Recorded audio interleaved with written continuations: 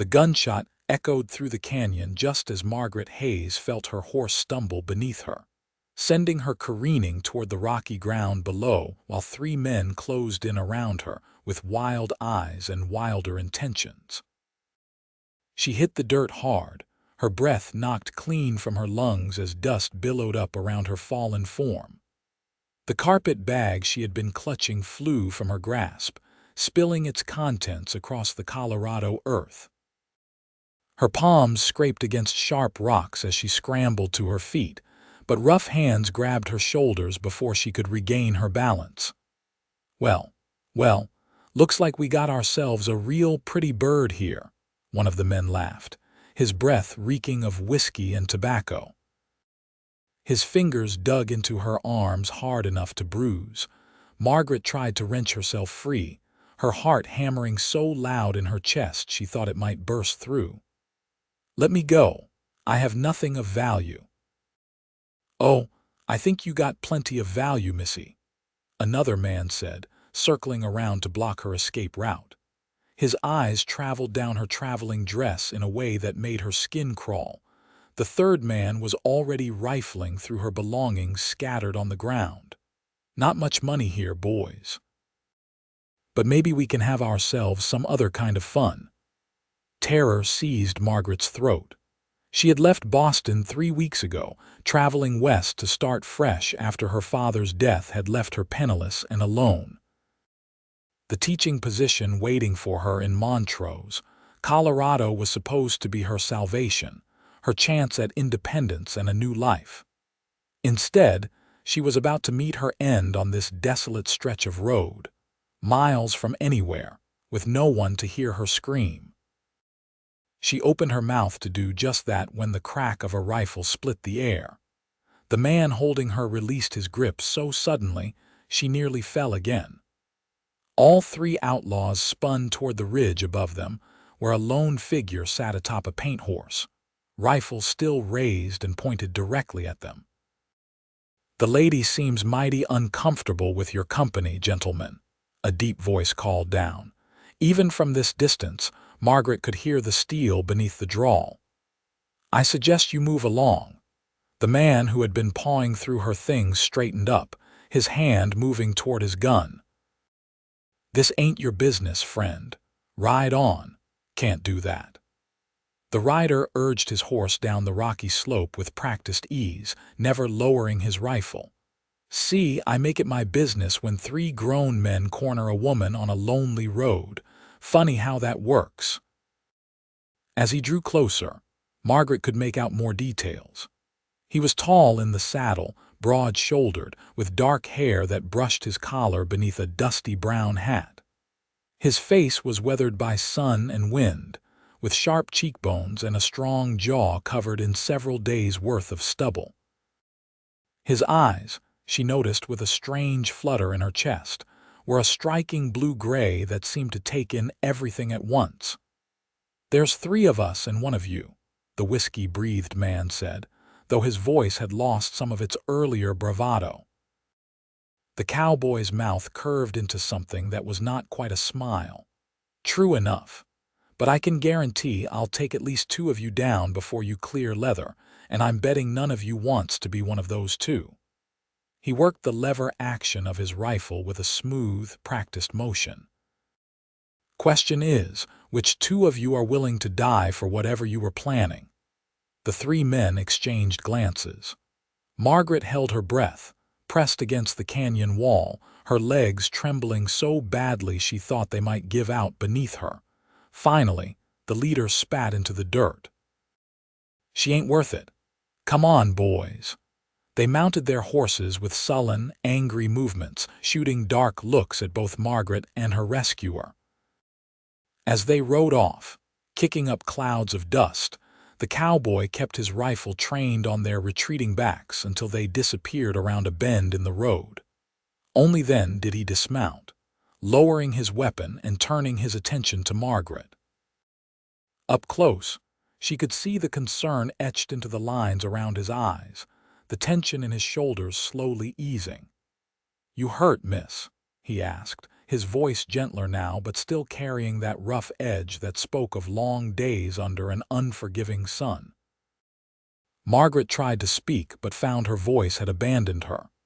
She shook her head instead, then realized her hands were still shaking, her whole body trembling with the aftermath of fear and adrenaline. The cowboy seemed to notice. He holstered his rifle on his saddle with easy competence, then slowly approached her as if she were a skittish horse. "It's all right now. They're gone. You're safe." The kindness in his voice was what broke through her shock. Margaret felt tears spring to her eyes, hot and unwelcome. She had promised herself when she left Boston that she would be strong, independent, capable. Instead, here she was, crying in front of a stranger who had just saved her life.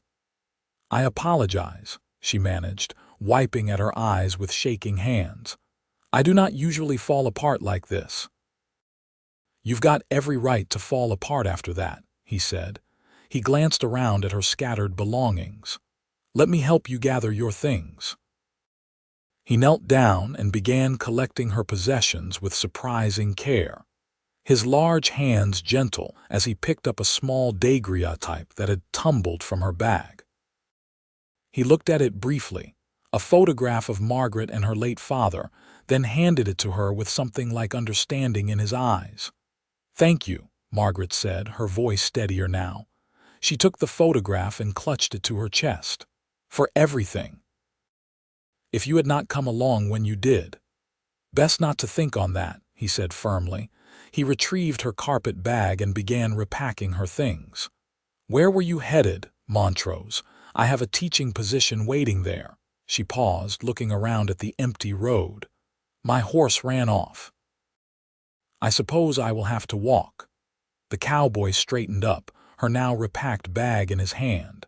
"That's still a good 15 miles. You won't make it before dark, and these roads aren't safe, as you just learned." He seemed to consider something, then nodded as if coming to a decision. "I'm headed that direction myself. You can ride with me." Margaret hesitated. Everything she had been taught about propriety screamed that accepting such an offer from a strange man was inappropriate. But then again, everything she had been taught about propriety had not prepared her for outlaws on a Colorado road, and this man had just saved her from a fate she did not want to contemplate. "I do not even know your name," she said. He removed his hat, revealing sweat-dampened dark hair. "David Anderson, miss. Most folks call me Dave. I work at the Triple Creek Ranch about 10 miles north of Montrose." "Margaret Hayes," she replied, offering her hand without thinking. He took it gently, his palm rough with calluses but his grip careful and respectful. "From Boston, most recently." Something that might have been amusement flickered across his face. "I can tell, the accent gives you away." Margaret felt her cheeks warm. "Is it that obvious, around these parts?" "Yes, miss." He released her hand and turned to his horse, securing her bag behind his saddle. "But there's no shame in it. We need more teachers in Colorado, more civilized folks in general, truth be told." He mounted his horse in one fluid motion, then extended his hand down to her. Margaret stared at it for a moment, this final decision point. Then she placed her hand in his and felt herself lifted up behind him as if she weighed nothing at all. "Hold on," he said over his shoulder. "The road gets rough in places." Margaret gingerly placed her hands on his waist, feeling the warmth of him through his shirt, the solid reality of another human being after hours of lonely travel. As the horse started forward at an easy walk, she found herself acutely aware of how close they were, how she could feel the movement of his breathing, smell the scent of leather and sage and honest sweat. They rode in silence for a while, the only sounds the steady clip-clop of hooves on hard, packed earth and the whisper of wind through the canyon. The sun was beginning its descent toward the horizon, painting the rocky landscape in shades of gold and amber. Despite the terror of less than an hour ago, Margaret found herself struck by the raw beauty of this place, so different from the manicured parks and crowded streets of Boston. "How long have you been traveling?" Dave asked, breaking the comfortable quiet. "3 weeks. I took the train as far as Denver, then the stage to Cannon City, then secured private transport the rest of the way." She paused. "Or what I thought was private transport." "The driver said he knew a shortcut, then took my fare and left me with a half-lame horse and directions that turned out to be less than accurate." Dave's shoulders tensed. "He took your money and abandoned you. You remember what he looked like?" "I am not likely to forget." "Why?" "Because when I get back to town, I'm going to have words with him." The anger in his voice was quiet but unmistakable. A man who would leave a woman alone on these roads is lower than a snake's belly. Margaret felt a strange warmth spread through her chest at his protectiveness. "That is very kind, but surely you do not need to involve yourself further in my troubles. You have already done so much." "It's not kindness, miss. It's what's right." He guided the horse around a particularly rocky section of the road. "And around here, we take care of our own. You're going to be a Montrose resident, which makes you one of ours." The simple certainty in his statement made Margaret's throat tighten with unexpected emotion. She had felt so alone since her father's death, so adrift in a world that suddenly had no place for her. Her mother had died when she was young, and her father had been her only family.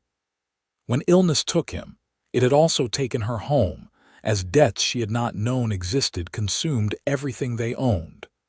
The teaching position in Colorado had been her last, desperate chance at survival. But now this stranger spoke of community, of belonging, as if it were the most natural thing in the world to welcome her into it. "You are very different from the men I knew in Boston," she said before she could stop herself. She felt rather than saw his shrug. "Can't speak to that, never having been to Boston. But out here you learn pretty quick that we all need each other to survive. The land's too hard, the weather too harsh to go it alone, so we look out for one another." "Is that why you were on that road today, looking out for your neighbors?" There was a long pause before he answered. "I was coming back from Cannon City. Had to deliver some horses to a buyer there. Probably passed you going the other direction yesterday, come to think of it. Thank Providence you came back when you did." "Providence," he repeated as if testing the word. "Maybe so. My partner wanted me to stay another day, enjoy the town a bit, but something told me to head home. Guess now I know why." They emerged from the canyon onto a broader valley floor as the sun touched the distant mountains, setting them ablaze with color. The road here was easier, and Dave urged the horse into a gentle lope. Margaret tightened her grip on his waist, feeling the powerful rhythm of the animal beneath them, the steady presence of the man in front of her. "You got family waiting for you in Montrose?" he asked. "No, no family anywhere anymore. My father passed away 6 months ago. I'm sorry." The words were simple but sincere. "That's a hard thing." "Yes," Margaret swallowed against the lump in her throat, "but life continues and one must adapt, hence the journey west." "You're brave," he said, "coming all this way alone to a place you've never been to start over from scratch." "That takes courage." Margaret almost laughed. "I do not feel very brave. Honestly, I feel terrified most of the time. Everything is so different here, so much bigger and wilder and more dangerous than I ever imagined." "Fear and courage aren't opposites," Dave said. "Courage is being scared and doing it anyway. And you're here, aren't you? Still moving forward despite everything." His words settled something in Margaret's chest, some anxious knot she had been carrying for months. "Thank you for saying that. I needed to hear it." They rode on as the sky deepened from gold to purple to the first hints of true darkness. Stars began to emerge overhead, more stars than Margaret had ever seen in her life, spread across the sky like scattered diamonds on black velvet. The air grew cooler, and she found herself pressing slightly closer to Dave's warmth without quite meaning to. "Tell me about Montrose," she said, partly to distract herself from her awareness of his proximity. "What is it like, small but growing?" "Maybe 300 people now, more coming all the time. It is situated in a valley, the Uncompahgre Valley, with good farmland and better grazing. The town has a main street with a general store, a hotel, a saloon, a church, and a schoolhouse where you will be teaching." "What are the people like?" Dave considered the question. "Mostly good folks trying to make a life in a hard land. Ranchers, farmers, miners passing through. Some veterans from the war still trying to find their place in the world. A few families, though not as many as we need. That is why they are so eager for a teacher, I imagine. Families need schools if they are going to put down roots." "The war," Margaret repeated softly. "Did you fight?" Another long pause. "I did. With the Union cavalry. Feels like a lifetime ago now." Margaret heard the weight in those words, the things he was not saying. "How long have you been in Colorado?" 8 years. Came out here in 1873 after mustering out. Needed wide open spaces and room to breathe. Found work at the Triple Creek and never left. Do you like it? The ranching life?" For the first time, she heard something like warmth enter his voice. "I love it. I love working with the horses, being outside all day, watching the seasons change over the valley. I love the work, even when it is backbreaking. It feels real, you know? Honest. You put in effort, and you see the results. You care for the animals, and they trust you. It is simple in a way nothing else in my life has ever been." Margaret found herself smiling in the darkness. "You speak about it the way my father used to speak about teaching. He said there was no better feeling than watching a student suddenly understand something they had been struggling with, seeing that light go on in their eyes." "Sounds like he was a good man." "He was. He was everything to me." Her voice caught slightly. "I miss him every day." Dave did not offer empty platitudes or false comfort. He simply said, "I expect you will for a long time yet, but it will get easier eventually. That is what they tell me anyway. You have lost someone too, my younger brother. He died at Shiloh in '62. I was with him when it happened." The words were flat, carefully emptied of emotion, which somehow made them more powerful. 20 years old. Still a boy, really. Following his big brother to war like it was some grand adventure. Margaret felt tears prick her eyes again, but this time not for herself. "Dave, I am so sorry." "I cannot imagine. It was a long time ago, but you do not forget. You just learn to carry it." They fell into silence again, but it felt different now. Deeper. As if in sharing these small pieces of their grief, they had built something between them, some fragile bridge of understanding. Lights appeared in the distance, warm glows against the darkness. "Montrose," Dave said. "We will be there in another 15 minutes." As they drew closer, Margaret could make out individual buildings, the shapes of houses and storefronts arranged along what must be the main street Dave had mentioned. It was smaller than she had imagined, more isolated, and for a moment fear fluttered in her chest again. This was to be her home now, this frontier town in the middle of nowhere, where she knew no one and had nothing but a teaching contract and the clothes in her carpet bag. As if sensing her apprehension, Dave said, "The hotel is run by a woman named Sarah Turner. She is good people, fair and honest. I will take you there directly and make sure you get settled properly. You do not have to do that. You have already done so much." "I want to," he said simply. They rode into town, passing darkened storefronts and lit windows behind which Margaret caught glimpses of ordinary domestic life. Families gathered for evening meals, children being put to bed. A few people were still out on the street, and she felt their curious eyes follow them as Dave guided his horse toward a two-story building with a painted sign reading Turner's Hotel. He dismounted first, then reached up to help Margaret down. Her legs were stiff from the long ride, and she stumbled slightly as her feet hit the ground. Dave's hands steadied her, and for a moment they stood very close, his face shadowed beneath his hat, his eyes catching the lamplight from the hotel windows. "Steady there," he said softly. "Thank you." Margaret stepped back reluctantly, suddenly aware that their journey together was ending, that in a moment he would leave and she would be alone again in this strange place. Dave retrieved her carpet bag and gestured toward the hotel entrance. "Come on, let's get you checked in." The hotel lobby was small but clean, with simple furnishings and a desk where a woman in her 40s looked up from a ledger. She had kind eyes and graying brown hair pulled back in a practical bun. "Dave Anderson," she said with a smile. "I was not expecting to see you tonight." "Who is your companion, Mrs. Turner?" "This is Miss Margaret Hayes. She is the new teacher come from Boston. She had some trouble on the road and I gave her a ride into town."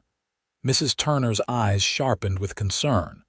"What kind of trouble?" "3 men tried to rob her, or worse." "I happened along at the right time. Lord have mercy." Mrs. Turner came around the desk, taking Margaret's hands in her own. "You poor dear, are you hurt? Do you need a doctor?" "No, I am fine. Thanks to Mr. Anderson."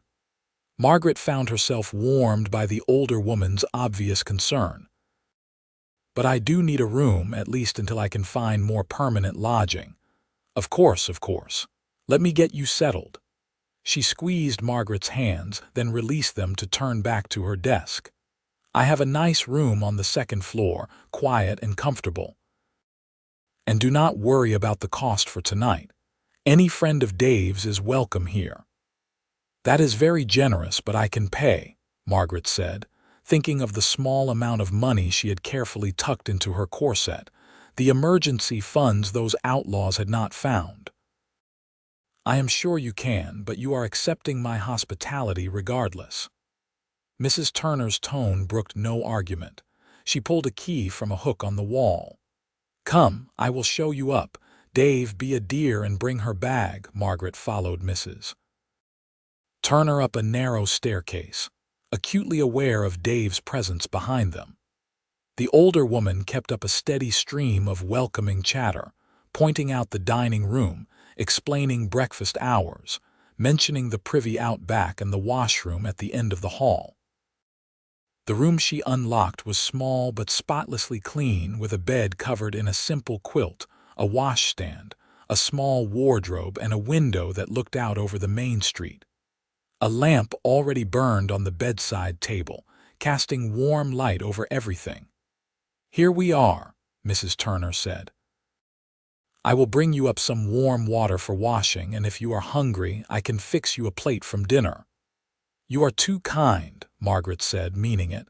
"I do not know how to thank you." "No thanks needed. We take care of our own in Montrose." She patted Margaret's shoulder. "You get yourself settled and I will be right back." She bustled out, leaving Margaret alone with Dave, who set her carpet bag on the bed. He seemed suddenly uncertain, turning his hat in his hands. "I suppose I should be going," he said. "Let you rest. It has been a long day." "Yes." Margaret twisted her fingers together. "Dave, I do not know how to properly thank you for what you did today. You saved my life." "You do not need to thank me." "But I do. You rode away from your own business to help a stranger. You brought me safely here, made sure I had a place to stay." "That is not nothing." He looked at her for a long moment, and in the lamplight she could see his face more clearly than she had been able to on the trail. He was handsome, she realized, in a rough, weathered way, with eyes that held both kindness and a deep well of sadness.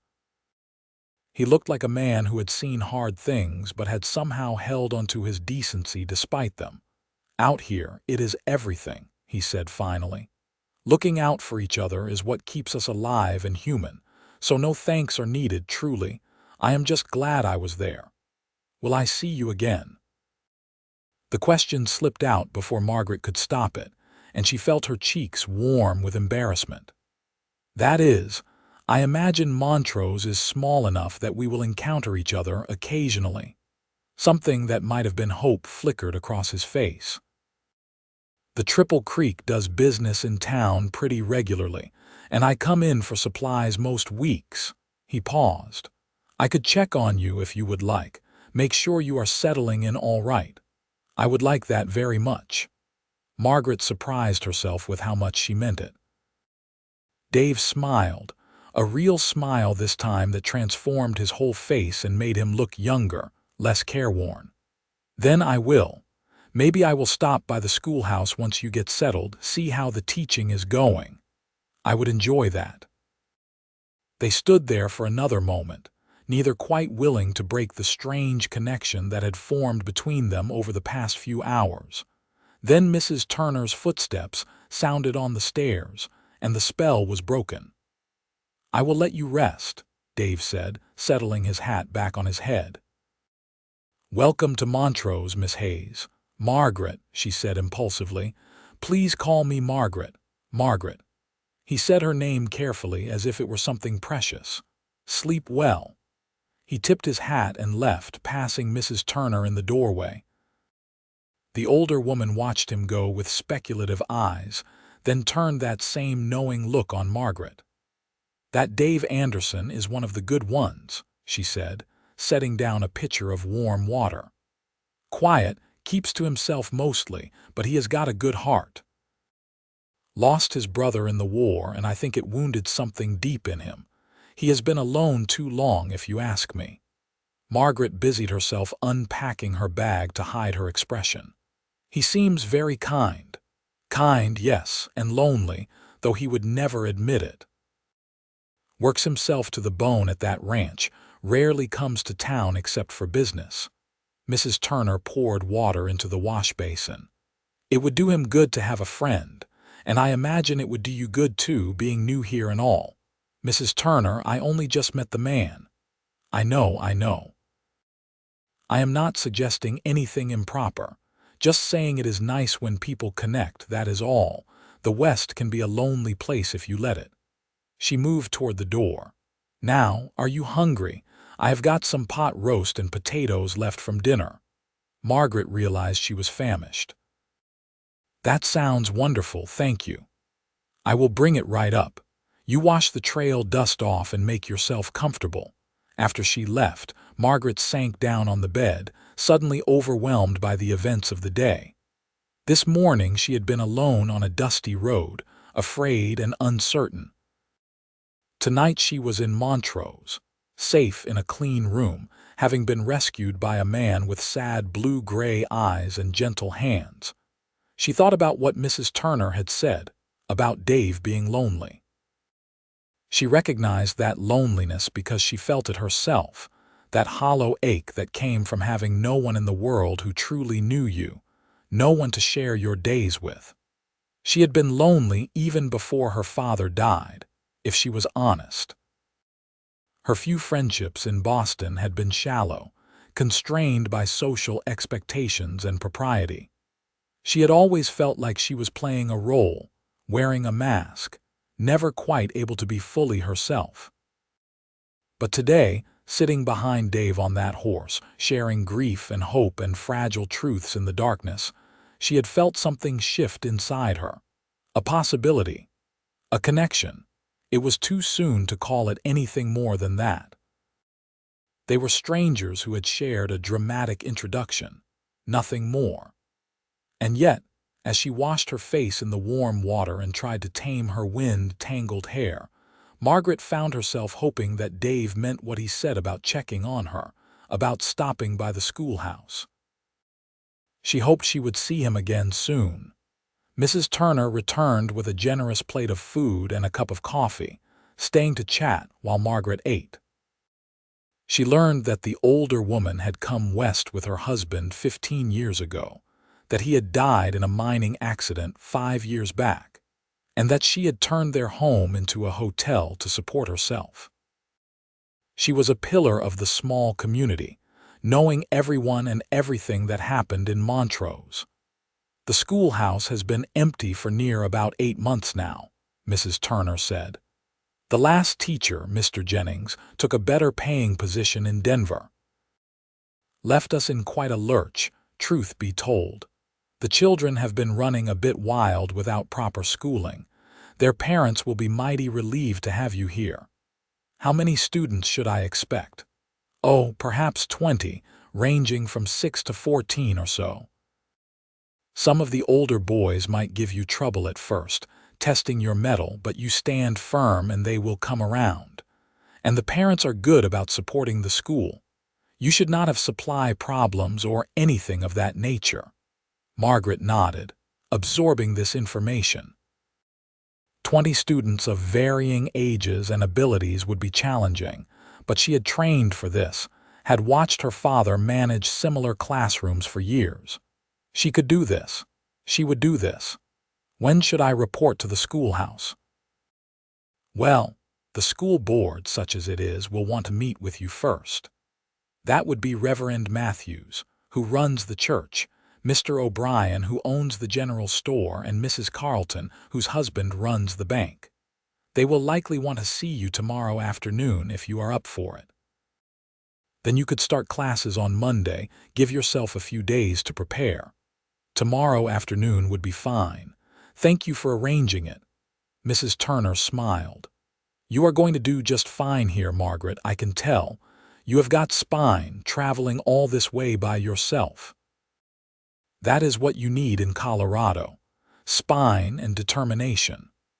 After the older woman finally left, Margaret finished her meal and prepared for bed. She was exhausted, every muscle aching from the long day of travel and tension. But as she lay in the unfamiliar bed, listening to the unfamiliar sounds of this frontier town, she felt something unexpected bloom in her chest. Hope. Yes, today had been terrifying. Yes, she was far from everything she had known, alone in a strange place. But she had also met Dave Anderson, whose quiet strength and unexpected kindness had reminded her that there was still goodness in the world. She had found Mrs. Turner, whose maternal warmth promised that she might build a community here, might find belonging. This could work. This new life, this fresh start, it could actually work. Margaret fell asleep thinking about blue-gray eyes and a gentle voice saying her name like it mattered. She woke to bright sunlight streaming through her window and the sounds of the town coming to life below. For a moment she was disoriented, forgetting where she was. Then memory returned and she sat up, looking around the simple room that was her new home. A knock at the door was followed by Mrs. Turner's voice. "Margaret, dear, I have got breakfast ready downstairs whenever you are ready." "Thank you. I will be down shortly." Margaret dressed quickly in one of her practical traveling dresses, pinned up her hair, and made herself as presentable as possible. When she looked in the small mirror above the washstand, she saw that her cheeks were pink from sun exposure and there were shadows under her eyes from exhaustion, but her eyes themselves were bright with determination. She could do this. Downstairs, she found a small dining room where Mrs. Turner served her eggs, bacon, fresh bread with butter, and strong coffee. 2 other guests were also eating, a middle-aged man who nodded politely and a younger couple who smiled shyly at her. "Margaret is our new teacher, Mrs. Turner announced proudly, as if Margaret were already a valued member of the community. She just arrived last night from Boston. This sparked conversation, and Margaret found herself answering questions about her journey, her impressions of Colorado, and her teaching experience. The couple, she learned, were recent arrivals themselves, homesteading a piece of land north of town. They had a 6-year-old daughter who would be in Margaret's class. "Lily is so excited to start school," the wife, Emma, said. "She has been teaching herself to read from an old primer we have, but she needs proper instruction. I look forward to meeting her," Margaret said warmly. After breakfast, Mrs. Turner showed her around the town. Montrose was indeed small, the main street lined with wooden buildings in various states of repair.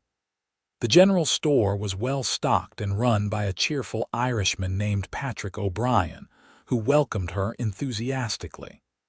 The church was a simple white structure with a small cemetery behind it. The schoolhouse was at the edge of town, a single-room building with benches for the students and a desk for the teacher. Margaret stood in the doorway of the empty schoolhouse, imagining it filled with children's voices, and felt her heart swell. This was hers. This was her purpose, her chance to make a difference. "It needs a good cleaning," Mrs. Turner said apologetically. "It has sat empty for months, but I can round up some women to help get it ready, and Mr. O'Brien will provide whatever supplies you need." "I can clean it myself," Margaret said. "I would like to, actually. It will help me get a feel for the space." "Nonsense. We will all help. That is what neighbors do." And they did. By noon, 3 other women had arrived with buckets and rags and brooms, and together they scrubbed the schoolhouse until it gleamed. The women chatted as they worked, sharing town gossip, asking Margaret questions, making her feel welcomed and included. One of the women, a rancher's wife named Helen, said, "My boys will be in your class. 2 of them, ages 9 and 11. I will warn you now, they can be a handful. But they are good boys underneath, just energetic." "I will manage," Margaret assured her. "I am sure you will. We are just so grateful to have a teacher again.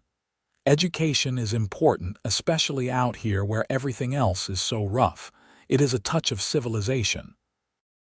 That afternoon, Margaret met with the school board in the church.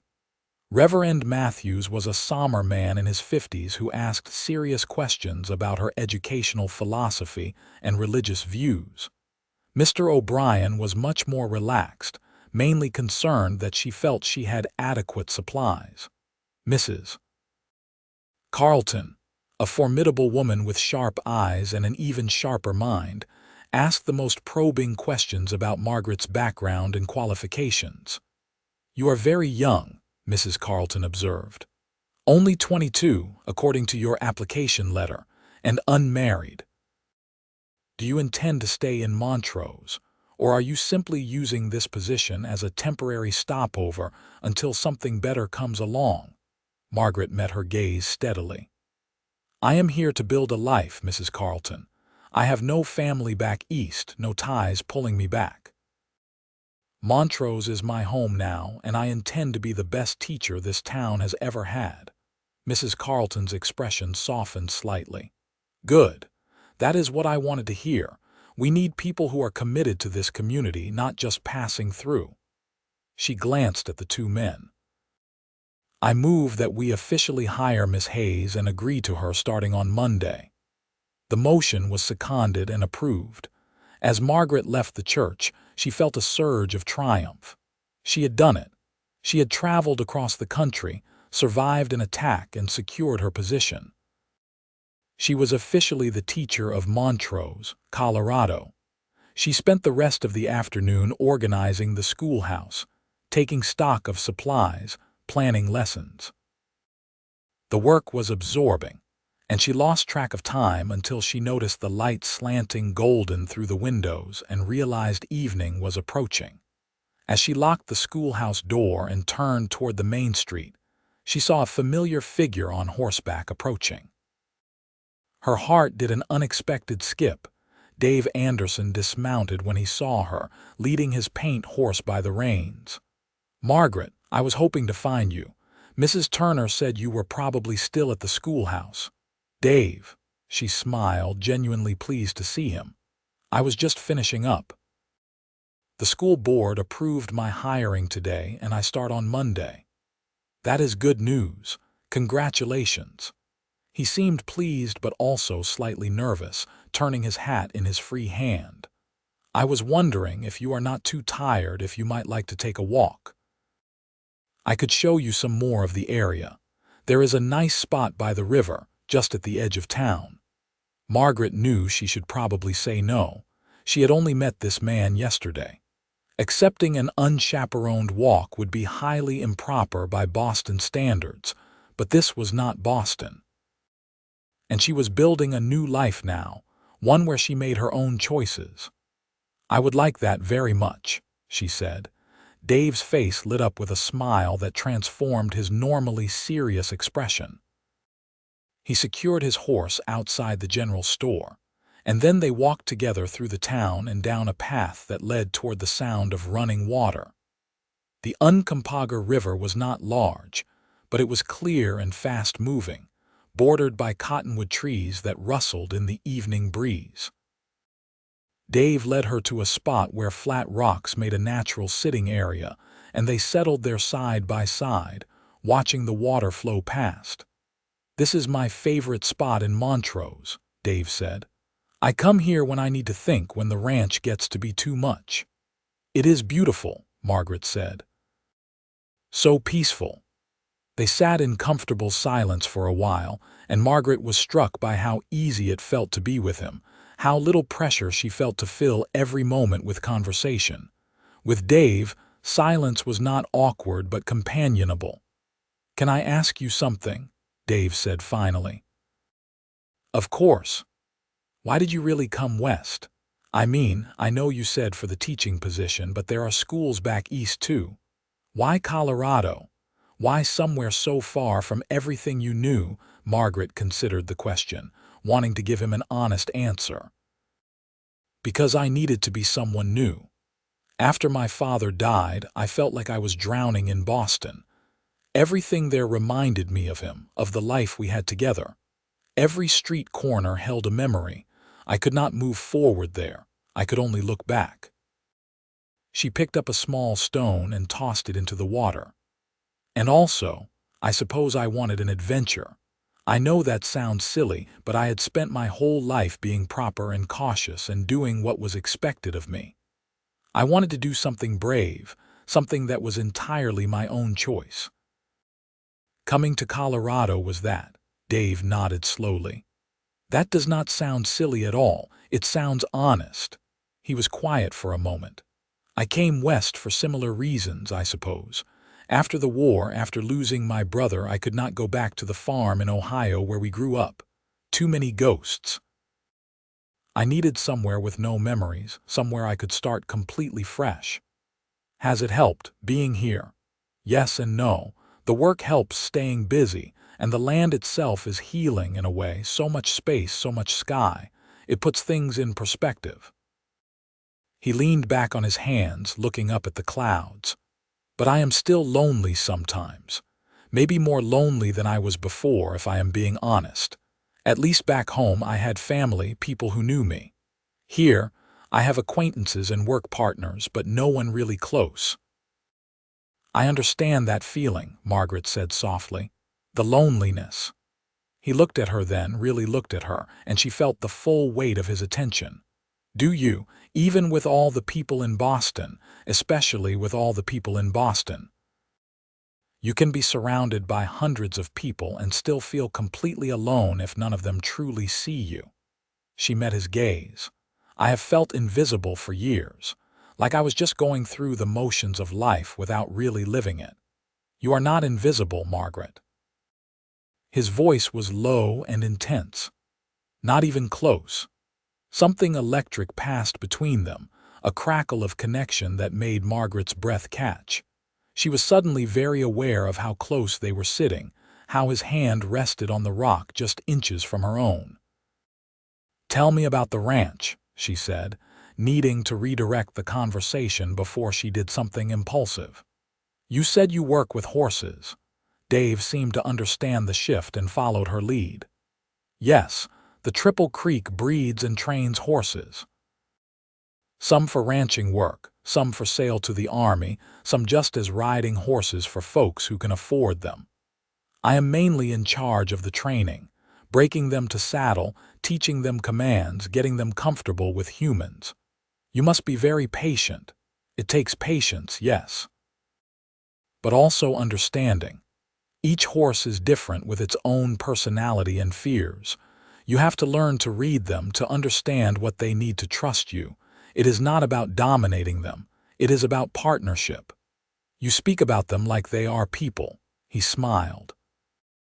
In some ways, they are easier than people, more honest. A horse will not lie to you about what it is feeling. It will show you exactly where you stand. Is that why you prefer them to people?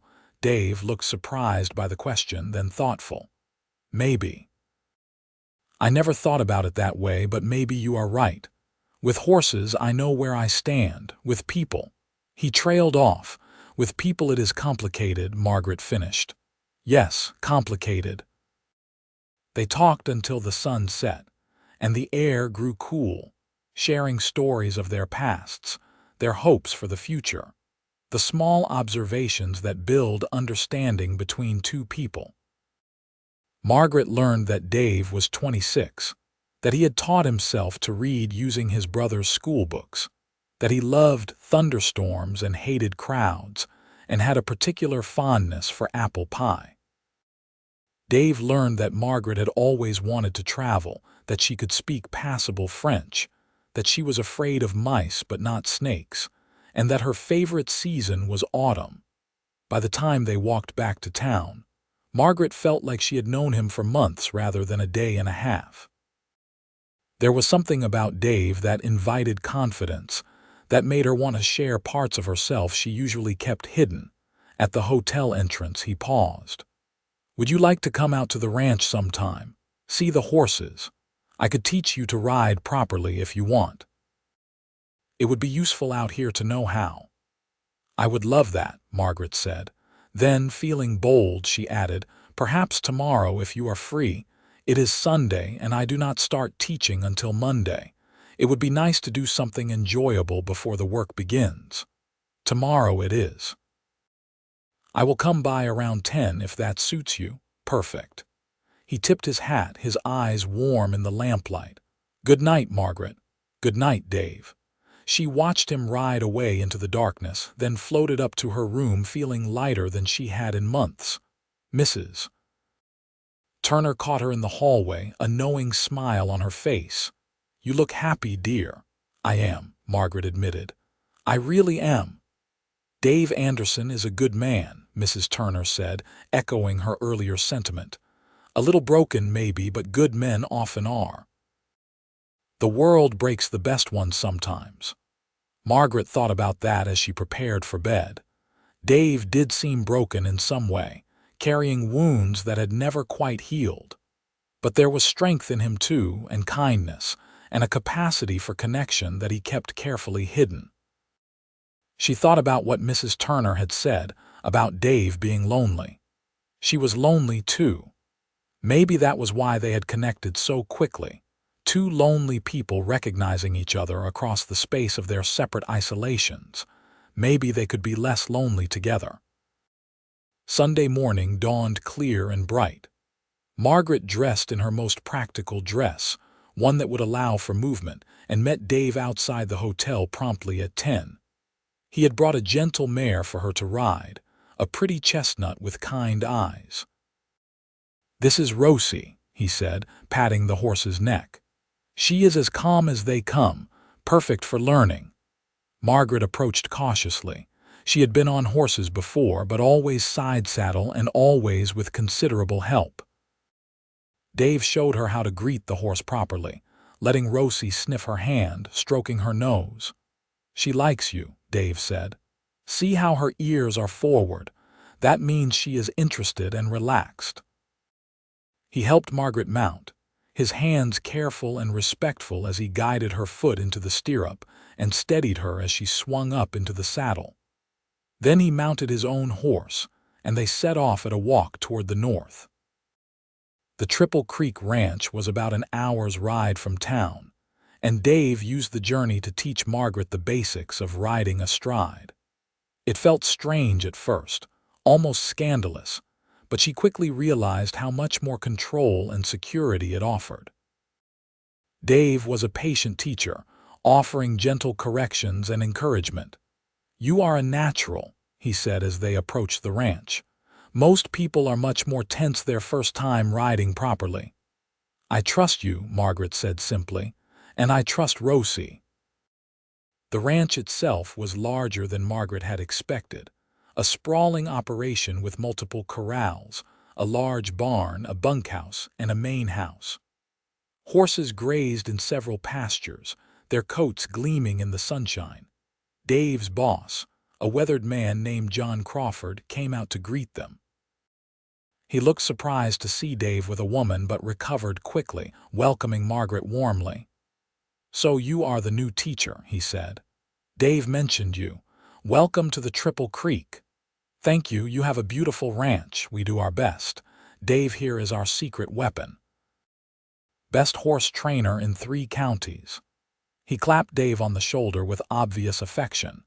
"You two enjoy yourselves. Dave, show the lady what you do." Dave gave Margaret a tour of the operation, introducing her to the various horses and explaining the training process. His passion for the work was evident in every word, every gesture. He was transformed here, more confident and relaxed than she had seen him in town. In one corral, he worked with a young horse that was still learning to accept a saddle. Margaret watched from the fence rail, mesmerized by the patience and gentleness he showed. He never raised his voice, never forced anything. He simply waited, creating space for the horse to make its own choices, to come to trust on its own terms. "That is how you trained me too," Margaret realized aloud. "Yesterday, when you helped me onto your horse, you did not rush me or force me. You waited for me to decide." Dave glanced over at her, a slight smile playing at his lips. "Same principle. Trust cannot be forced. It has to be earned." After the demonstration, they had lunch in the ranch house with Mr. Crawford and his wife, a cheerful woman named Beth who insisted Margaret eat 2 helpings of everything. The conversation was easy and full of laughter, and Margaret felt herself relaxing even further into this new life.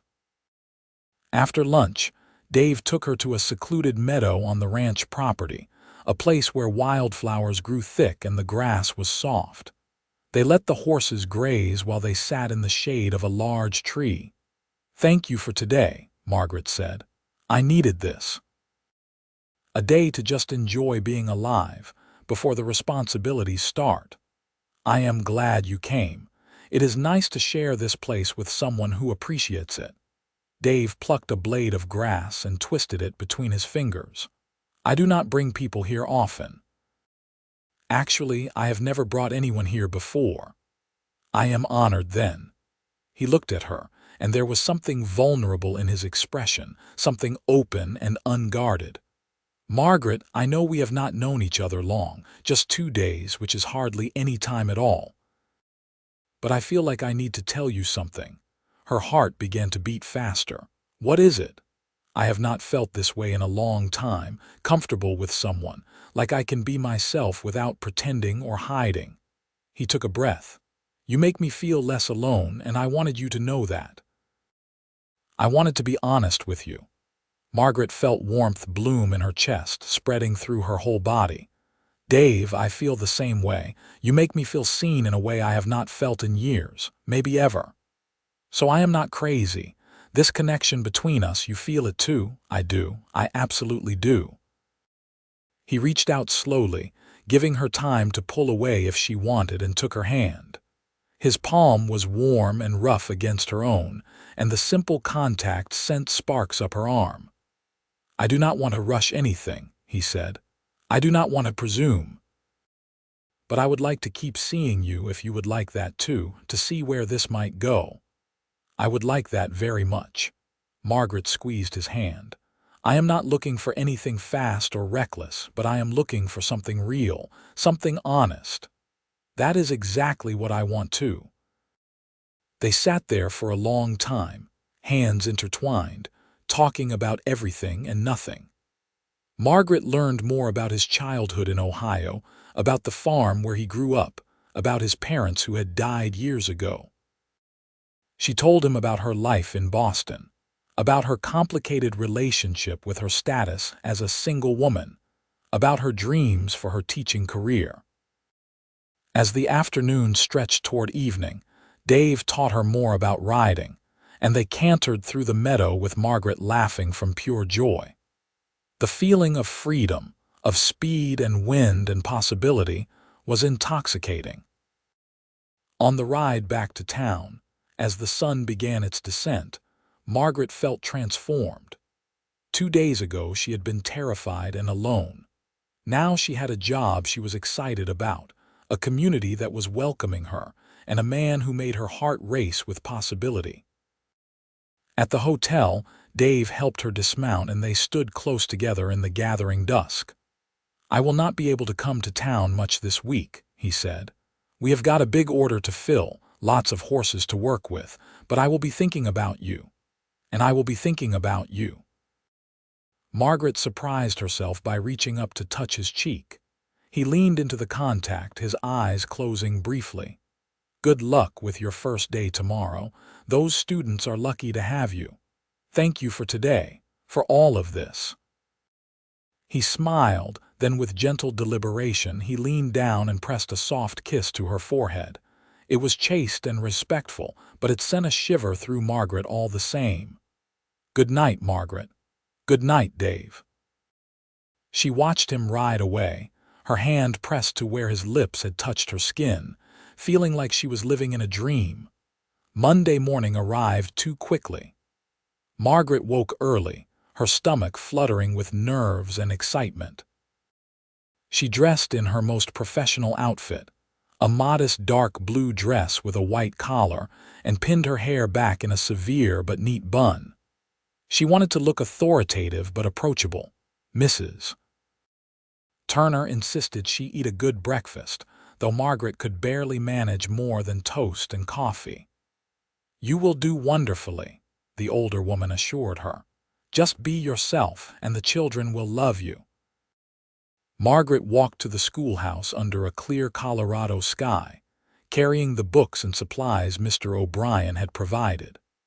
A few students were already waiting outside, ranging from small children clutching their parents' hands to gangly adolescents who eyed her with undisguised curiosity. She unlocked the door and welcomed them inside, and soon the room was filled with 23 students, even more than she had been told to expect. Their faces represented the diversity of the frontier. Farm children with sun-browned skin and calloused hands, town children in slightly nicer clothes, children of various backgrounds all brought together by the simple need for education. "Good morning," Margaret said, standing at the front of the room with her hands clasped to hide their trembling. "My name is Miss Hayes, and I am your new teacher. I come from Boston, Massachusetts, and I am very excited to be here in Montrose. I hope we will have a wonderful year of learning together." A hand shot up from one of the older boys, a stocky 14-year-old in the back row. "Did you really get attacked by outlaws on your way here?" Margaret smiled despite herself. News traveled fast in a small town. "I did encounter some trouble, yes. But a very brave man came to my assistance and I arrived safely. Which is an important lesson. When you are in a difficult situation, do not be afraid to ask for help." Another student, a small girl with blonde braids, raised her hand. "Was it Dave Anderson who saved you? My mama says he is sweet on you." Several of the older students giggled. Margaret felt her cheeks warm but maintained her composure. "Mr. Anderson was indeed kind enough to assist me. Now, I think it is time we focused on why we are here. Let us start by having each of you introduce yourself and tell me a little about what you have been studying." The rest of the morning passed in a blur of activity as Margaret assessed each student's abilities and began to organize them into working groups. She had students who could barely write their names alongside students who were reading at advanced levels. It would be challenging to teach such a diverse group, but Margaret found herself energized by the challenge. At the midday break, several of the children stayed behind to ask her questions, their initial shyness overcome by curiosity. They wanted to know about Boston, about her journey west, about whether she had ever seen the ocean. Margaret answered patiently, recognizing that building relationships with her students was just as important as teaching them mathematics and grammar. Helen's two boys, the ones she had warned might be a handful, turned out to be energetic but eager to please once they realized Margaret would not tolerate nonsense, but also would not be cruel or dismissive. By the end of the first day, they were volunteering to help clean the blackboard and asking if they could borrow extra books to read at home.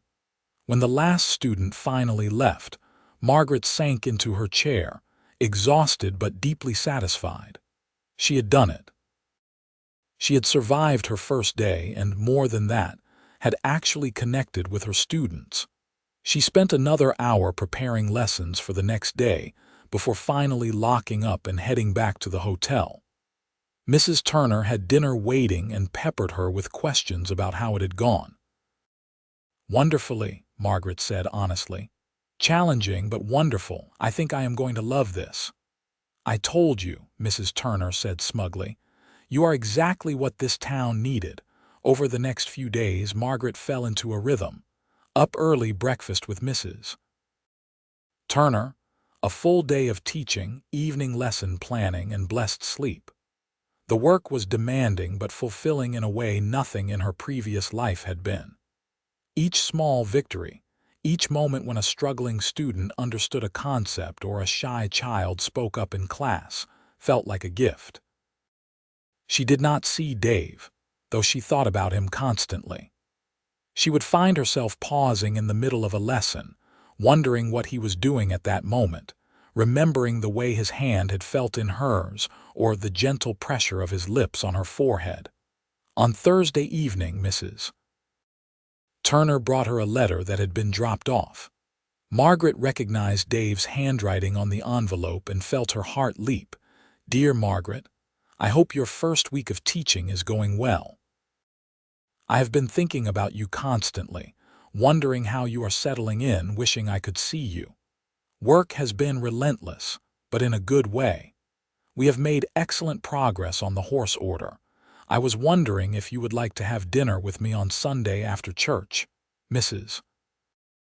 Carlton's restaurant serves a good meal, and it would give us a chance to catch up properly.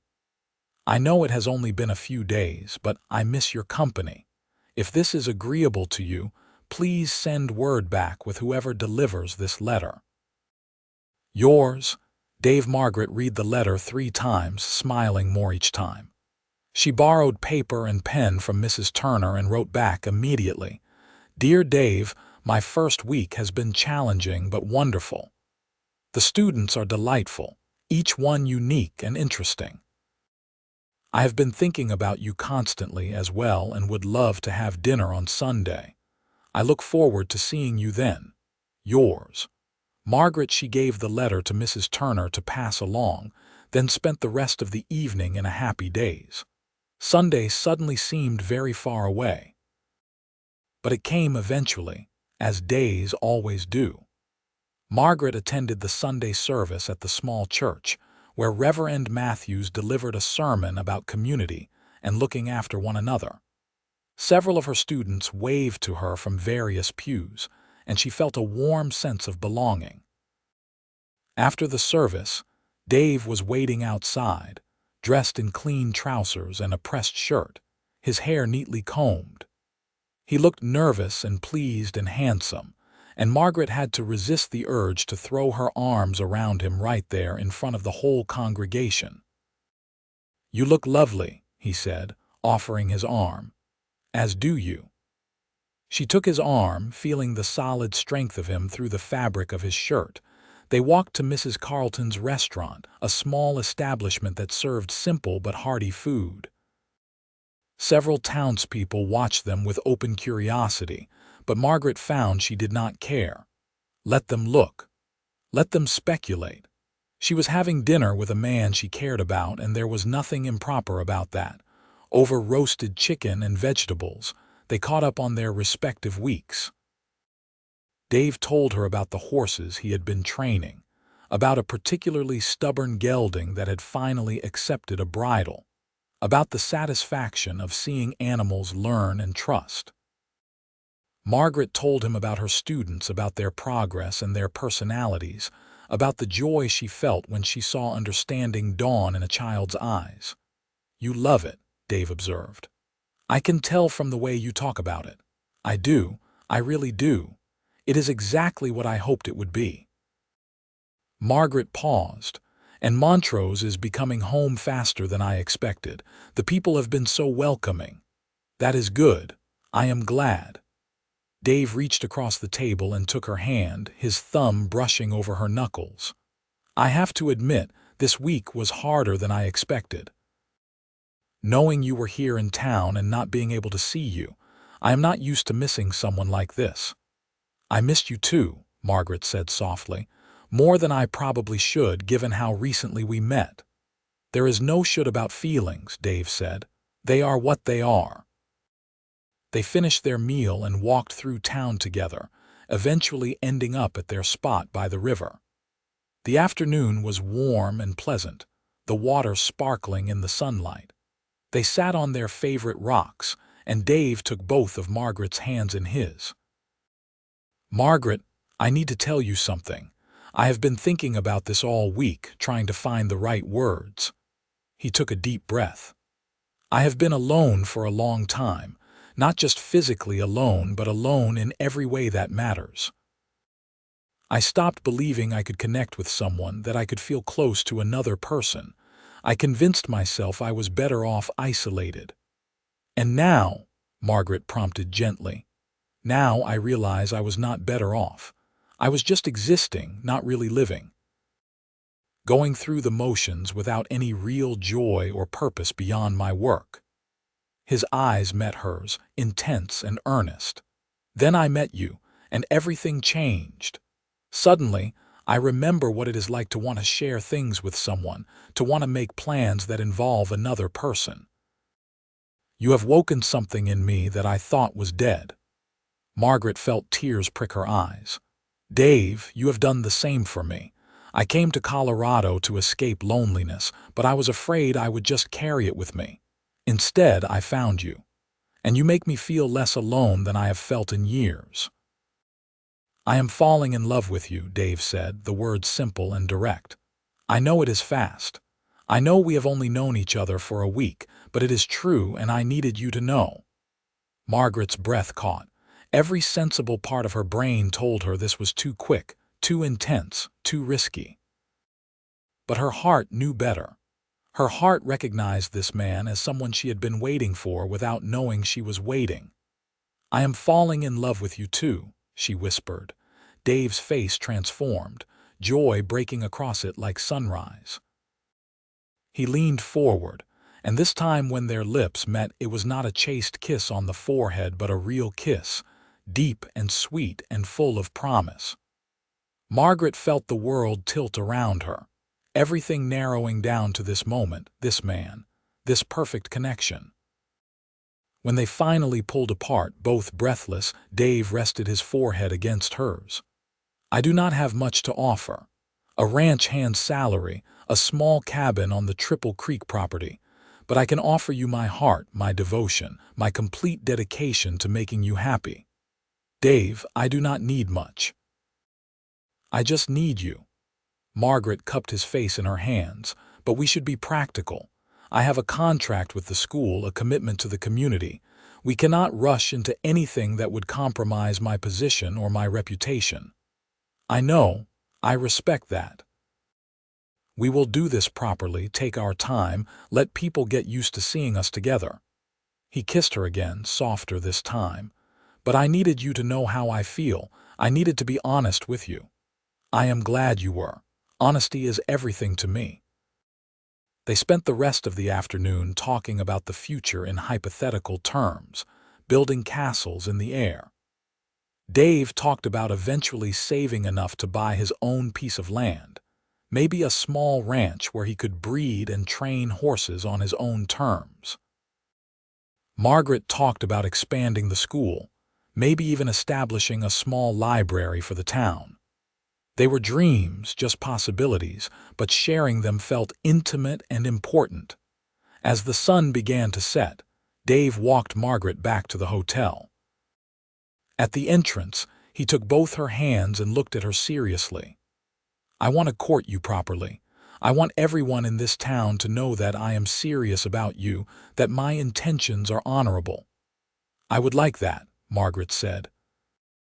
"Then I will call on you regularly, take you to church socials, let people see us together. And when enough time has passed, when it is appropriate, I am going to ask you to marry me." Margaret smiled, her heart so full she thought it might burst. "And I am going to say yes."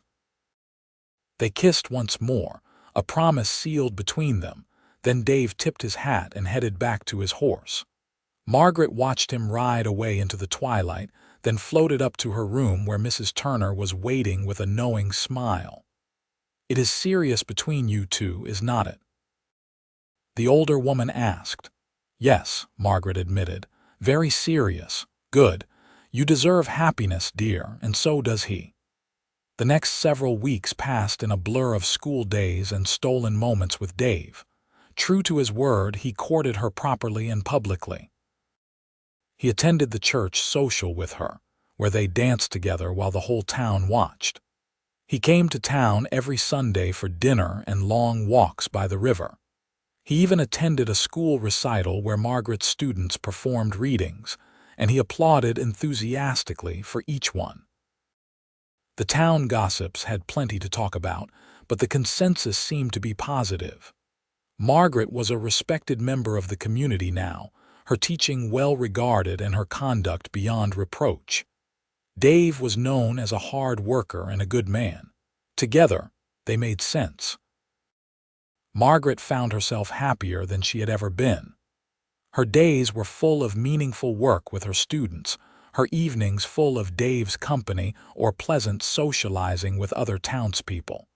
She had made real friends in Montrose. Mrs.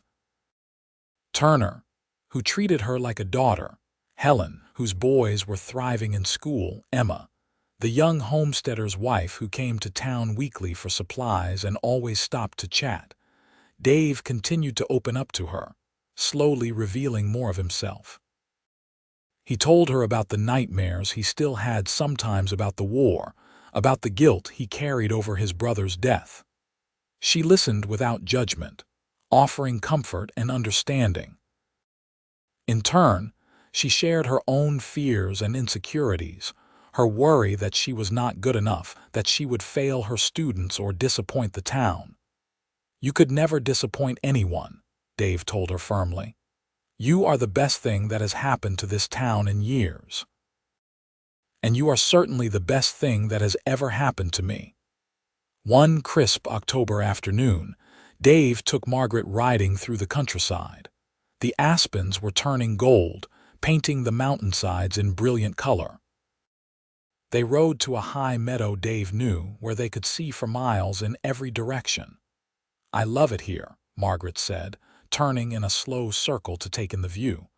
"I never imagined anywhere could be this beautiful." "It is beautiful," Dave agreed, but he was not looking at the landscape.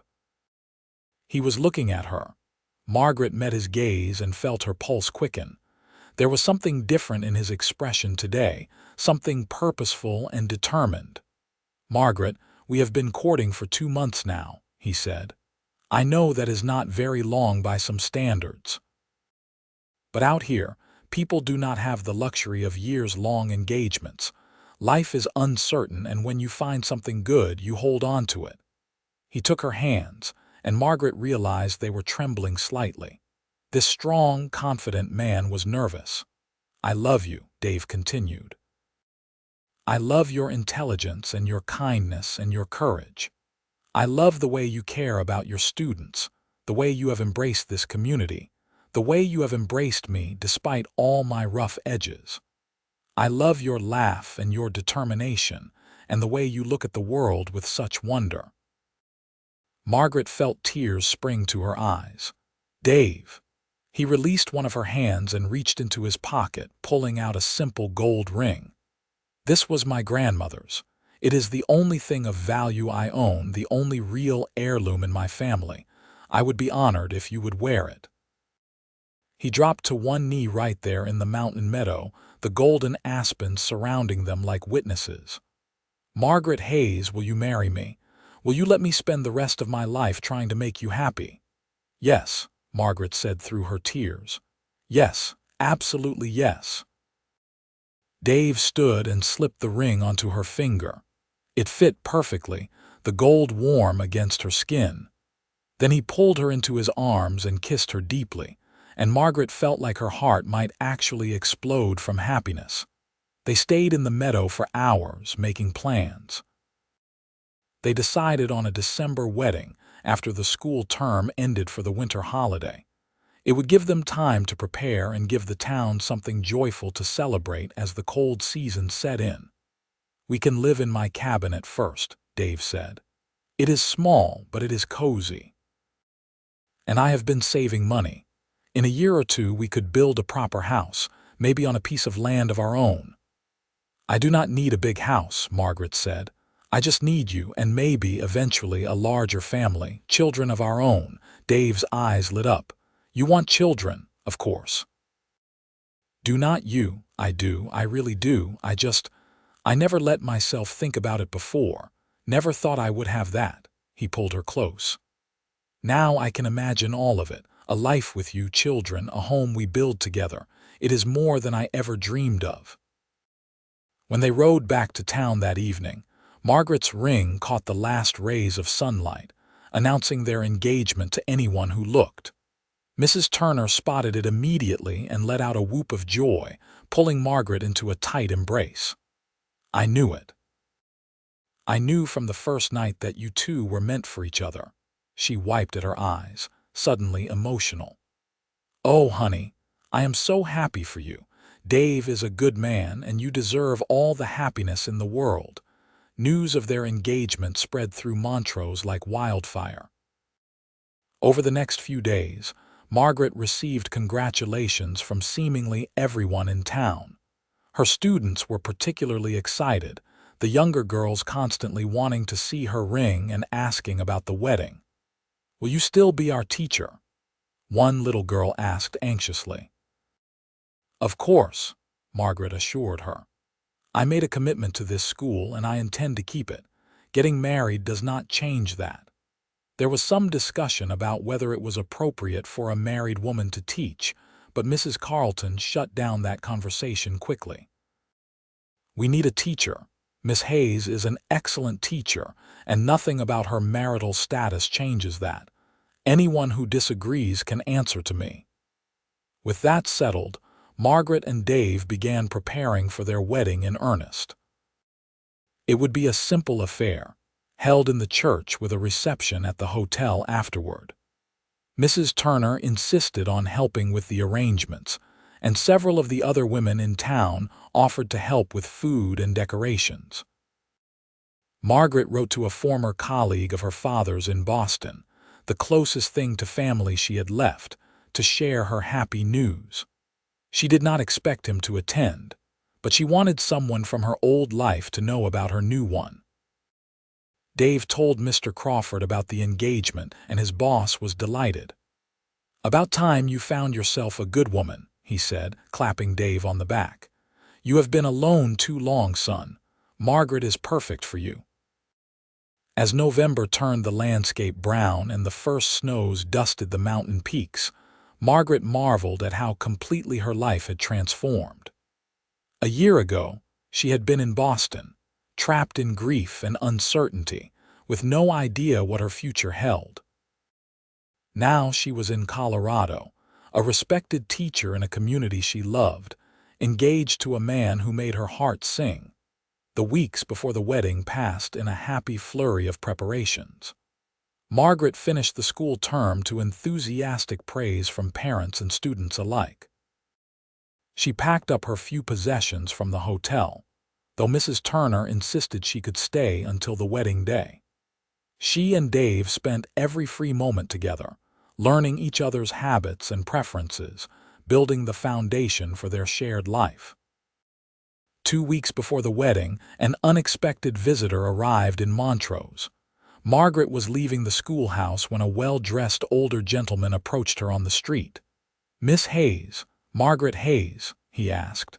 "Yes." Margaret did not recognize him, though something about his face was vaguely familiar. "My name is Thomas Hayes. I believe I am your father's cousin, which would make me your second cousin. We met once when you were very young." Margaret stared at him in shock. She had thought her father's side of the family had all died off, had believed herself completely alone in the world.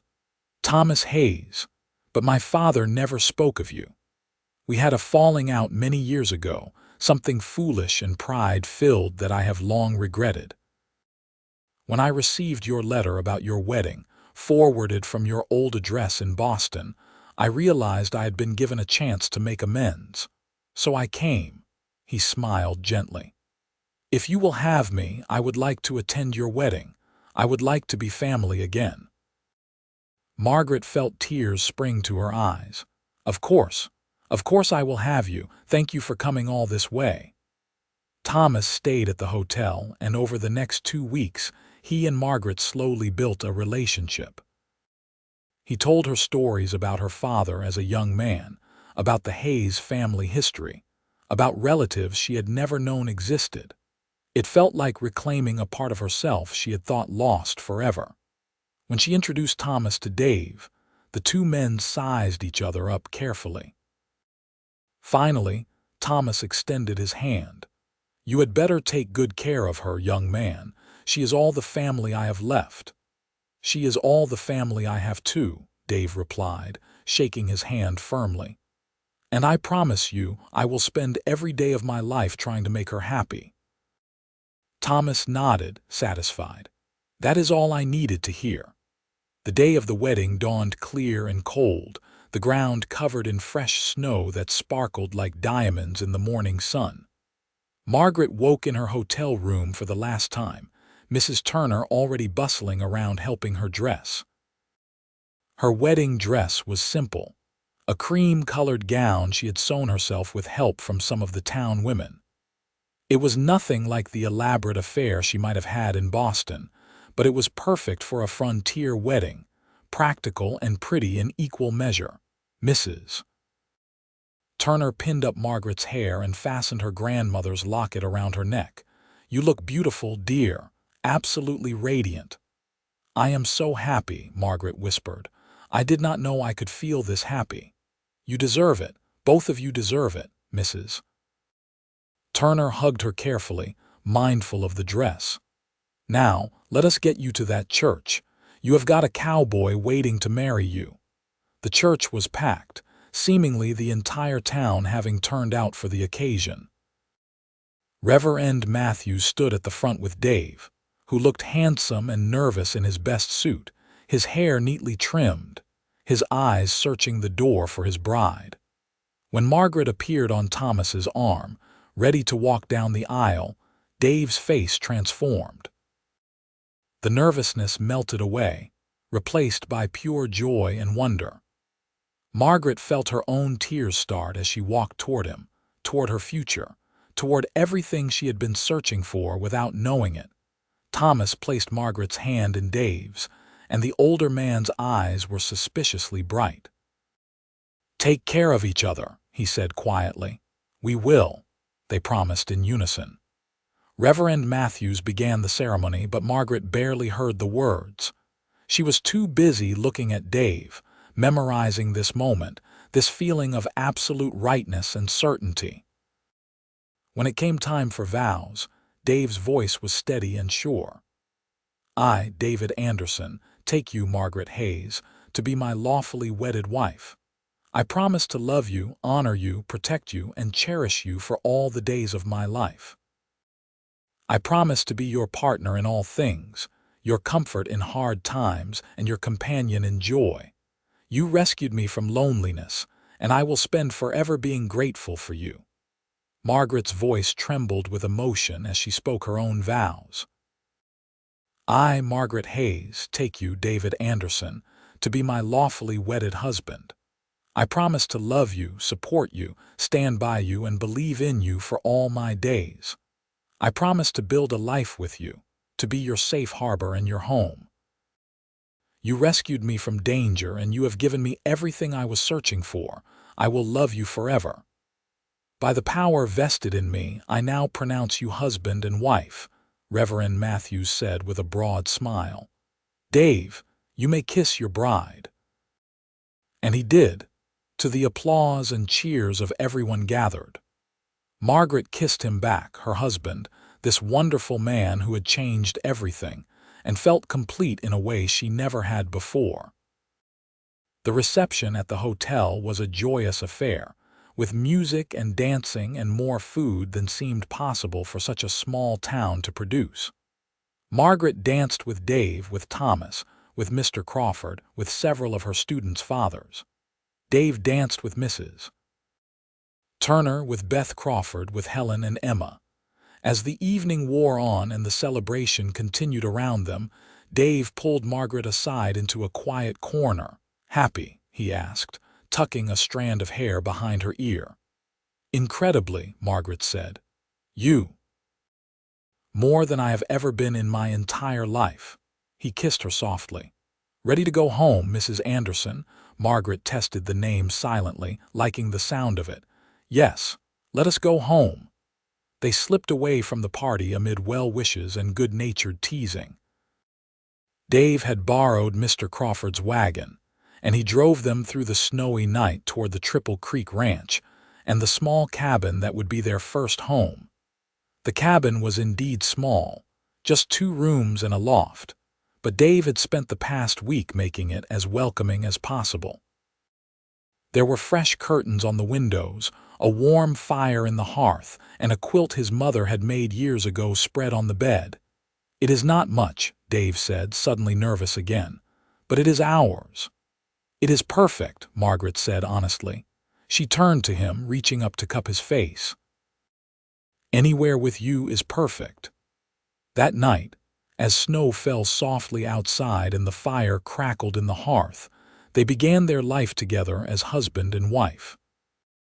They loved each other with gentleness and passion, learning each other in this new, intimate way, building yet another layer of connection between them. Afterward, Margaret lay in Dave's arms, her head on his chest, listening to the steady beat of his heart. I love you, she whispered into the darkness. I love you too, he replied, his arms tightening around her. Thank you for choosing me. Thank you for taking a chance on a broken-down cowboy. You are not broken, Margaret said firmly, and even if you were, we could heal each other. That is what love does. Then we will heal each other, Dave agreed. Every day for the rest of our lives.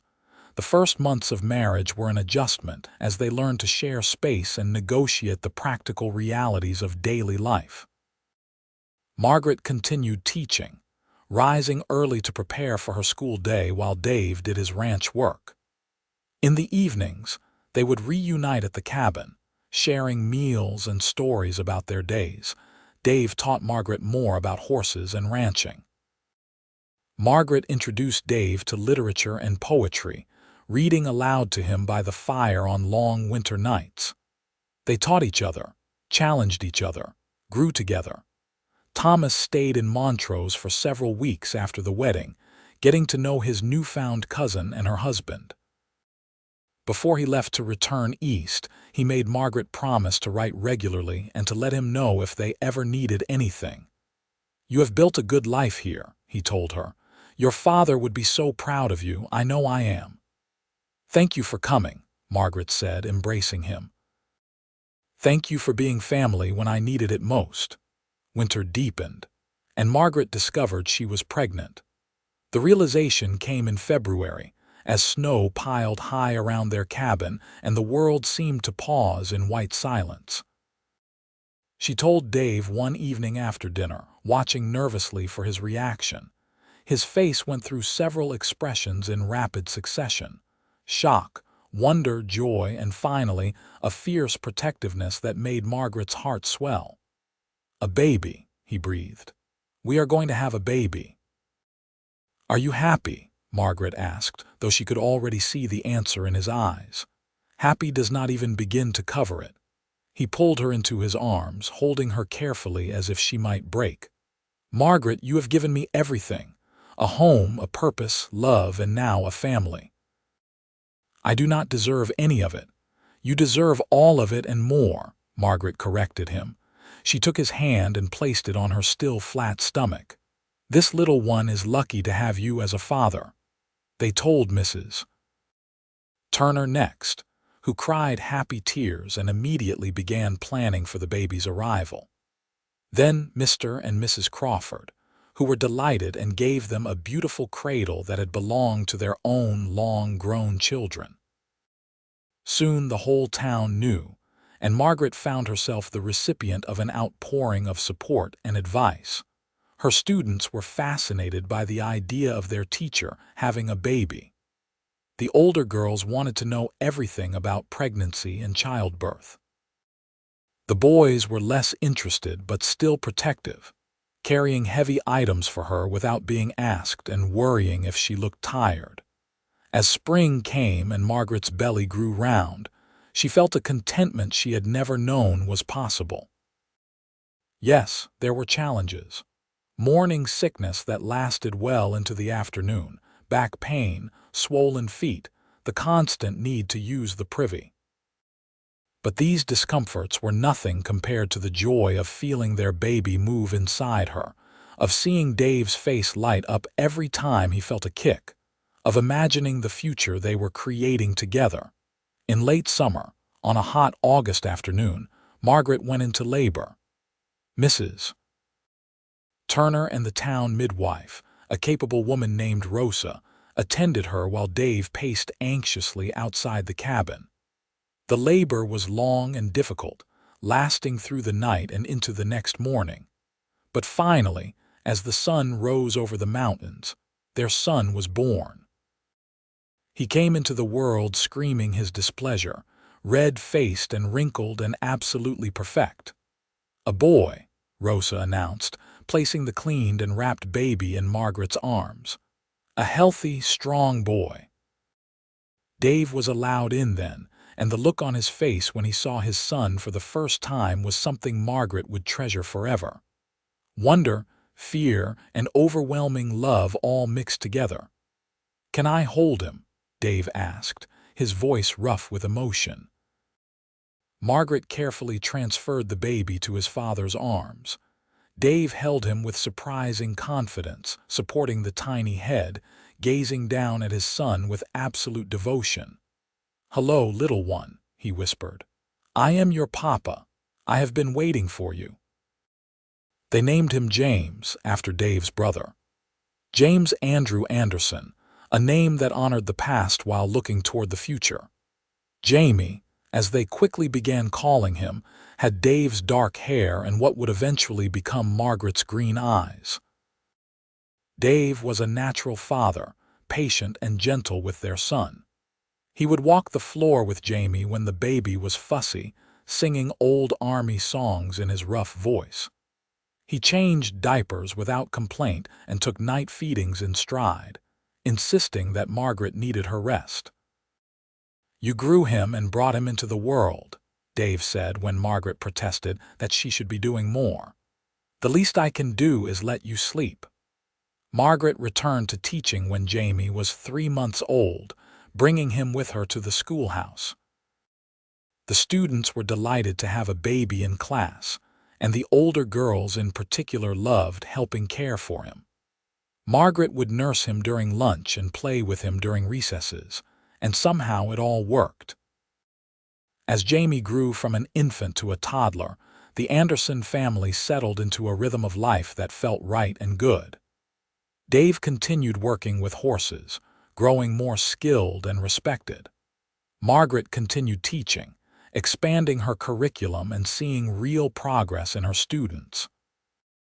And together, they raised their son in a home filled with love and laughter.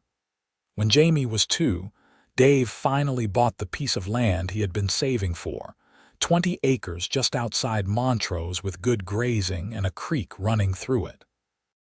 He and Mr. Crawford, along with several other men from town, built a house there, bigger than the cabin, with room for their growing family.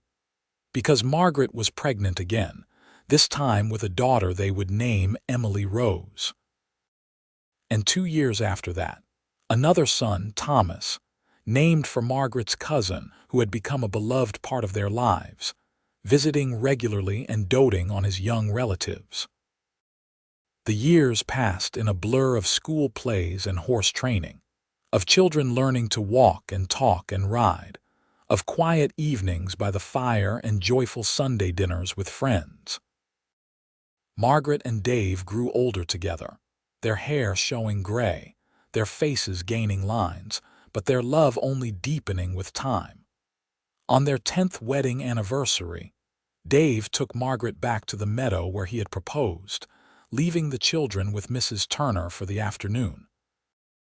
10 years, Margaret marveled, looking at the golden aspens that were once again putting on their autumn show. It feels like yesterday and a lifetime ago all at once. Best 10 years of my life, Dave said, pulling her close. Every single day with you has been a gift, even the hard days. Margaret teased. Even when I was impossible during my pregnancies, or when the children were sick, or when money was tight. Especially then, Dave said seriously. Because we got through them together. That is what marriage is, Margaret. Not just sharing the good times, but weathering the storms side by side. Margaret leaned into him, looking out over the valley that had become her home. She thought about the frightened woman she had been when she first arrived in Colorado, alone and uncertain. She thought about the moment Dave had ridden into her life, rifle raised, eyes determined. He had rescued her from danger that day on the road. But more than that, he had rescued her from a life of loneliness, from a future of going through the motions without really living. And she, in turn, had rescued him. She had seen past his walls and his wounds to the good man underneath. She had shown him that he was worthy of love, that he could build a family, that loneliness did not have to be his permanent state. Thank you, she said softly. For what? For being there that day, for not riding past, for choosing me. Dave turned her to face him, his weathered hands gentle on her face. I will always choose you, Margaret, in this life and whatever comes after. You are my home, my heart, my everything. They kissed there in the golden afternoon, two people who had found each other against all odds and built something beautiful together. Years continued to pass. Jamie grew into a thoughtful young man who loved working with his father and the horses. Emily became a teacher herself, following in her mother's footsteps. Thomas, the youngest, surprised everyone by developing a passion for books and eventually going to law school in Denver. Margaret taught for 30 years before finally retiring, having educated hundreds of students and helped build Montrose into a thriving community with multiple schools. Dave expanded his operation, eventually breeding horses that were sought after throughout Colorado and beyond. They grew old together, their bodies slowing but their spirits still young. They welcomed grandchildren, told stories of the old days, and watched Montrose transform from a frontier town into a real city. On their 40th wedding anniversary, surrounded by children and grandchildren at a celebration thrown in their honor, Margaret looked at Dave across the crowded room. He met her gaze and smiled, that same smile that had transformed his face all those years ago, and her heart still skipped a beat. Later, after everyone had gone home and they sat on the porch of the house they had built together, watching the stars come out over the mountains, Dave took her hand. "Any regrets?" he asked. Margaret thought about the question seriously. She thought about Boston, about the life she might have had if she had never come west. She thought about the challenges and hardships of frontier life, the children they had lost to miscarriage, the lean years and the frightening moments. "Not a single one," she said firmly. This life with you has been everything I could have hoped for and more." "Me too," Dave said. "You saved me, Margaret. I was lost before you came along, just drifting through life. You gave me purpose and joy and a reason to look forward to tomorrow." "We saved each other," Margaret corrected. "That is what love does. It rescues us from our own lonely islands and brings us together onto common ground." They sat in comfortable silence, hands intertwined, watching the night deepen around them. This was their legacy. Not just the children and grandchildren, not just the horses and the students, but this love they had built together. This partnership that had weathered every storm and emerged stronger each time. Dave passed away peacefully in his sleep at the age of 79, with Margaret by his side. She held his hand as he took his last breath, and though her heart broke, she was grateful they had been granted so many years together, grateful that he had not suffered, grateful for every single day they had shared. She lived 5 more years after that, continuing to be a vibrant part of her community, telling stories about the old days to anyone who would listen.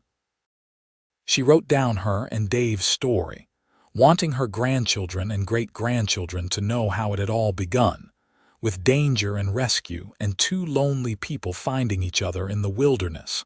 On her deathbed, surrounded by family, Margaret's last words were about Dave. "Tell him I am coming," she whispered. "Tell him to wait for me." And then she closed her eyes and went to join her cowboy, the man who had changed everything, the love of her life. Their story lived on in Montrose, becoming part of the town's history. The schoolhouse where Margaret taught was eventually named Hayes Anderson Elementary in honor of both of them. The ranch Dave had built became a landmark, still breeding fine horses generations later under the care of their descendants. But more than buildings or businesses, their real legacy was the love they had shared and the family they had created. Their children and grandchildren and great-grandchildren carried forward their values: kindness, determination, the willingness to help those in danger, and the courage to open your heart even when you have been hurt. The story of how a cowboy rescued a schoolteacher from danger, and how she in turn rescued him from loneliness, became a treasured family tale, told and retold at gatherings and holidays. It was a reminder that sometimes the worst moments of our lives lead directly to the best, that sometimes being lost is the only way to be found, and that love, when it comes, can transform everything. Margaret and Dave had started as strangers on a dusty Colorado road, brought together by chance and danger. But they became partners, lovers, friends, and family. They built a life together from nothing, creating something beautiful and lasting out of their shared determination and their willingness to be vulnerable with each other. They had both been so alone before they met, carrying wounds and losses that seemed insurmountable.